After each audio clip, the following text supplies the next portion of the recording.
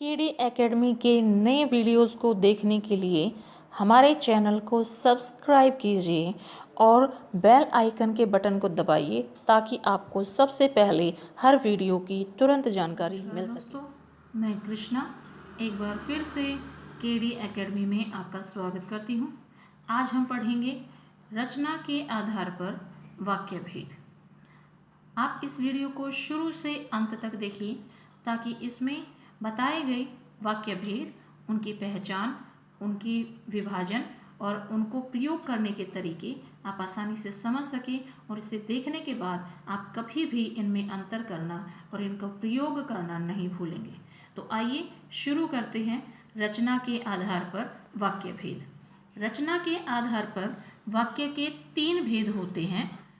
पहला है सरल वाक्य, जिसमें एक कर्ता और एक क्रिया होती है या कहीं एक उद्देश्य और एक विधेय होता है, जो अपने आप में सरल होता है, किसी से जुड़ा हुआ नहीं होता है। सीधा सरल वाक्य ही सरल वाक्य कहलाता है।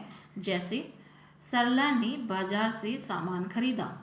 अब यहाँ और, किंतु, परंतु, यदि किसी से नहीं जुड़ा है, ये एक सीधा सा तथ्य बता रहा है, इसलिए ये अपने आप में क्या है, सरल वाक्य है। हमारा दूसरा वाक्य है सोहन घर गया। ये क्या है, सरल वाक्य है। अब संयुक्त वाक्य। संयुक्त वाक्य कौन से वाक्य होते हैं, जिसमें 2 उपवाक्य होते हैं और दोनों ही स्वतंत्र होते हैं, दोनों सार्थक होते हैं। अगर दोनों को अलग अलग किया जाए तो वो अपने आप में अर्थ प्रकट करते हैं और दोनों ही योजक शब्दों से जुड़े होते हैं, जो योजक अव्यय होते हैं उनसे जुड़े होते हैं। जिस प्रकार सरला बाजार गई और सामान खरीदा। हमारा जो ये सरल वाक्य था, बाजार जाना और सामान खरीदना, इसको हमने और के द्वारा जोड़ के 2 अलग अलग वाक्य बना दिए। अगर हम बात करें सरला बाजार गई, अर्थ स्पष्ट होता है। सरला ने सामान खरीदा, अर्थ स्पष्ट होता है। इन दोनों को हमने किससे जोड़ दिया, और से जोड़ दिया और एक ही वाक्य बन गया, सरला बाजार गई और सामान खरीदा। अब बात करते हैं इसके भेदों की। तो इसके 4 भेद होते हैं। पहला है संयोजक, जो और, तथा, एवं, व आदि जो समुच्चय बोधक अव्यय शब्द हैं उनसे जुड़ा होता है। जहाँ कहीं भी और, तथा, एवं, व आ जाए वो कौन सा है, संयोजक संयुक्त वाक्य है। जैसे वह सुबह गया तथा शाम को लौट आया। वह सुबह गया सार्थक है, वह शाम को लौट आया सार्थक है। इन दोनों को हमने किससे जोड़ा, तथा से जोड़ा, तो यह क्या बन गया, वह सुबह गया तथा शाम को लौट आया। अब इसके बाद है विरोध सूचक। विरोध सूचक मतलब जहां ऑपोजिट होता है, विपरीत स्वभाव होता है, और उनको हम किससे जोड़ते हैं, परंतु, किंतु, लेकिन, मगर। जहां कहीं भी इस प्रकार के योजक शब्द या समुच्चय बोधक अव्यय आपको मिल जाए वो कौन सा है, विरोध सूचक संयुक्त वाक्य है। जैसे मैंने उसे बहुत समझाया परंतु वह नहीं माना। समझाना अलग क्रिया है, नहीं मानना उसका विपरीत है। तो यहाँ पर क्या हो गया, किससे जोड़ा हमने, परंतु से, और यह हमारा विरोध सूचक संयुक्त वाक्य बन गया। तीसरा है विभाजक। विभाजक दूसरा अर्थ क्या होगा इसका, विकल्पक। विकल्पक मतलब ऑप्शनल, जहां 2 चीजों में ऑप्शन दिया जाता है, 2 से ज्यादा चीजों में ऑप्शन दिया जाता है, विकल्प दिया जाता है, उनमें से कोई एक चुनना या न चुनना होता है, उसको हम विभाजक कहते हैं। इसमें हम किन का प्रयोग करते हैं, या, अथवा, कि, या 2 बार आ जाए, न 2 बार आ जाए, तो इस प्रकार ये क्या है, विभाजक शब्द हैं। जैसे न आपने पानी पिया, न चाय पी।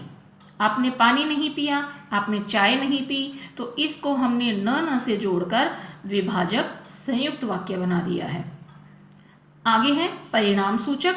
परिणाम मतलब रिजल्ट, और किसी भी एक क्रिया का होना या न होने से दूसरी क्रिया पर होने या न होने का प्रभाव जब दिखाई दे तो उसको हम क्या कहते हैं, परिणाम सूचक। इसलिए अतएव, सो, अतः, ये योजक शब्द जहां भी मिल जाए वो क्या है, परिणाम सूचक है। जैसे वह बीमार था सो नहीं आ पाया, या हम कहें वह बीमार था अतः नहीं आ पाया। तो इस प्रकार के वाक्य कौन से होंगे, संयुक्त वाक्य कहलाते हैं। अब तीसरे नंबर पर हमारा आता है मिश्र वाक्य। मिश्र वाक्य जहां पर 2 उपवाक्य होते हैं, एक प्रधान उपवाक्य दूसरा आश्रित उपवाक्य। जो आश्रित उपवाक्य है वह प्रधान उपवाक्य पर निर्भर होता है। प्रधान उपवाक्य स्वतंत्र होता है, वो किसी पर निर्भर नहीं होता, लेकिन आश्रित उपवाक्य जिसको हम गौण उपवाक्य भी कहते हैं वह प्रधान उपवाक्य पर निर्भर होता है। और ये दोनों ही किससे जुड़े होते हैं? समुच्चय बोधक अव्ययों से जुड़े होते हैं, जैसे यदि, तो, अगर, तो, इस प्रकार के अव्ययों से जुड़े होते हैं। जैसे यदि सरला बाजार गई तो सामान खरीदेगी। अब सामान खरीदने की शर्त किस पे है? बाजार जाने पे है। तो यहाँ क्या है? यदि सरला बाजार गई तो सामान खरीदेगी। अब है आश्रित उपवाक्य के 3 भेद हैं। हमारे प्रधान उपवाक्य के कोई भेद नहीं होते, हमारे आश्रित उपवाक्य के 3 भेद होते हैं। पहला है संज्ञा आश्रित उपवाक्य। संज्ञा आश्रित उपवाक्य कौन से होते हैं? जो उपवाक्य प्रधान उपवाक्य की किसी संज्ञा या संज्ञा पदबंध, संज्ञा पदबंध कौन सा होता है? जो संज्ञा से जुड़ा हुआ होता है, संज्ञा को परिभाषित करता है, के स्थान पर आता है। और इसमें किसका प्रयोग होता है? कि का प्रयोग किया जाता है। प्रधान और आश्रित उपवाक्य के बीच में की का जहां भी प्रयोग मिले वह क्या होता है? संज्ञा आश्रित उपवाक्य होता है। जैसे उसका विचार है कि राम सच्चा आदमी है। अब उसका विचार है, किसका क्या विचार है? राम सच्चा आदमी है। राम सच्चा आदमी है, किसका विचार है? उसका। तो ये किससे जुड़े हुए हैं? कि से जुड़ा हुआ है, और कि से जुड़े होने के कारण यह क्या है? संज्ञा आश्रित उपवाक्य। कई बार प्रश्न में कि का लोप कर दिया जाता है। वो कब होता है? जब आश्रित उपवाक्य प्रधान उपवाक्य से पहले आ जाए। जैसे राम सच्चा आदमी है, अल्पविराम, उसका विचार है। तो ये क्या है?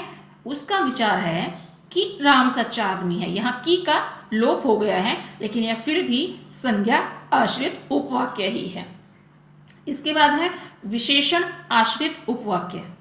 जो आश्रित उपवाक्य प्रधान उपवाक्य की संज्ञा या सर्वनाम की विशेषता बताता है उसे हम क्या कहते हैं? विशेषण आश्रित उपवाक्य कहते हैं।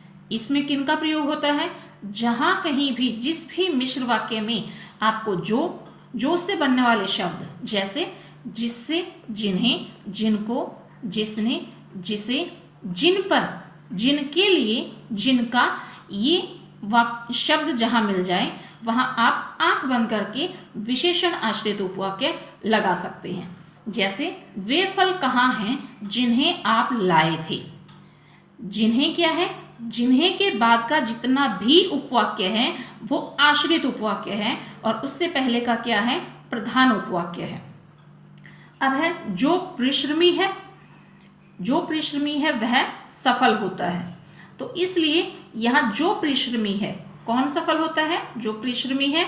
जो के बाद, जो से बनने वाले शब्दों के बाद जो उपवाक्य है, अगर वह पहले है तो अल्प विराम से पहले, और अगर बाद में है तो पूर्ण विराम तक, वह क्या होगा? हमारा आश्रित उपवाक्य होगा। जैसे जो परिश्रमी है, जो पहले आ गया तो अल्प विराम तक ये हमारा क्या है? आश्रित उपवाक्य है, और इससे बाकी का बचा हुआ हमारा क्या है? प्रधान उपवाक्य है। अब इसके बाद है क्रिया विशेषण आश्रित उपवाक्य। जो आश्रित उपवाक्य प्रधान उपवाक्य की क्रिया की विशेषता बताता है उसे कहते हैं क्रिया विशेषण आश्रित उपवाक्य। जैसे जब वर्षा हो रही थी तब मैं कमरे में थी। मैं कमरे में कब थी? जब वर्षा हो रही थी। तो यहाँ क्या है? जब वर्षा हो रही थी, ये क्या है? आश्रित उपवाक्य है, और तब मैं कमरे में थी क्या है? प्रधान उपवाक्य है। अब क्रिया विशेषण के भी कुछ एक भेद हैं जो इस प्रकार हैं। पहला है कालवाचक, जिसमें काल के विषय में बताया जाए, क्रिया के समय के बारे में बताया जाए, उसे कालवाचक क्रिया विशेषण कहते हैं। जैसे जब मैं स्कूल पहुंचा तब वर्षा हो रही थी। इसमें वर्षा होने का समय बताया गया है। तो उसके बाद है हमारा स्थानवाचक क्रिया विशेषण, जिस प्रकार जहां तुम रहते हो मैं भी वहीं रहता हूं। इसके बाद है रीतिवाचक क्रिया विशेषण, आपको वैसा करना चाहिए जैसे मैं कहती हूं। तो ये क्या है? रीतिवाचक क्रिया विशेषण है। परिमाणवाचक, परिमाण मतलब मापतोल, क्रिया का मापतोल कितना काम करना चाहिए, उसने जितना परिश्रम किया उतना ही परिणाम मिला। ये क्या है? परिमाण है, मापतोल है। परिणाम, परिणाम हमने ऊपर भी पढ़ा था। परिणाम क्या है? रिजल्ट होता है, प्रभाव होता है। तो इसका उदाहरण है उसने इसलिए तुम्हें बुलाया ताकि मुझसे बात कर सकूं। इसके बाद है कारण सूचक। कारण सूचक में क्रिया के होने या न होने के कारण को बताया जाता है। जैसे मैं उसे नहीं देख सका क्योंकि वहां अंधेरा था। इसके बाद है प्रयोजन सूचक। प्रयोजन सूचक में किसी भी क्रिया के प्रयोजन या उद्देश्य को स्पष्ट किया जाता है। जैसे दरवाजा बंद कर दो जिससे मिट्टी अंदर न आए। तो ये हमारे क्या है? हमारे क्रिया विशेषण के उपभेद हो जाते हैं, जो ऐसी हैं कि हम ये जितने आश्रित उपवाक्य हैं और प्रधान उपवाक्य की हम बार बार बात कर रहे हैं, हम उसका अंतर स्पष्ट कैसे करें। तो किसी भी प्रधान उपवाक्य और आश्रित उपवाक्य में अंतर स्पष्ट करने के लिए जरूरी है कि हम यह जानें कि प्रधान उपवाक्य होता क्या है और आश्रित उपवाक्य क्या होता है। तो प्रधान उपवाक्य वह होता है जिसकी क्रिया मुख्य होती है। जब हम कभी भी किसी आश्रित उपवाक्य और प्रधान उपवाक्य को सरल में परिवर्तित करके देखेंगे तो जो मुख्य क्रिया उसी रूप में रहती है वह प्रधान उपवाक्य होता है और दूसरा आश्रित उपवाक्य होता है। जैसे हम अभी बात कर रहे थे कि जब वर्षा हो रही थी तब मैं कमरे में थी। वर्षा होने के समय मैं कमरे में थी। यहाँ मैं कमरे में थी उसी रूप में रह गया और वर्षा होने के समय जो था वो परिवर्तित हो गया। तो मैं कमरे में थी क्या हो गया? प्रधान उपवाक्य हो गया। और वर्षा हो रही थी क्या हो गया? आश्रित उपवाक्य हो गया।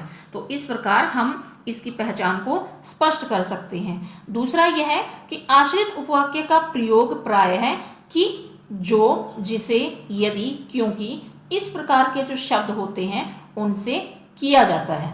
और उसके बाद है कि जब कभी भी हम आश्रित उपवाक्य को देखते हैं तो ये जो हमने समुच्चय बोधक अव्यय बताए हैं उसके बाद का जो पद उपवाक्य होता है वो सदैव ही आश्रित उपवाक्य होता है। जिस प्रकार हमने इसमें स्पष्ट किया था कि राम सच्चा आदमी है, तो राम सच्चा की के बाद जितना भी उपवाक्य है वो क्या है? आश्रित उपवाक्य है और उसका विचार है क्या हो गया? प्रधान उपवाक्य हो गया। तो ये था हमारा रचना के आधार पर वाक्य भेद।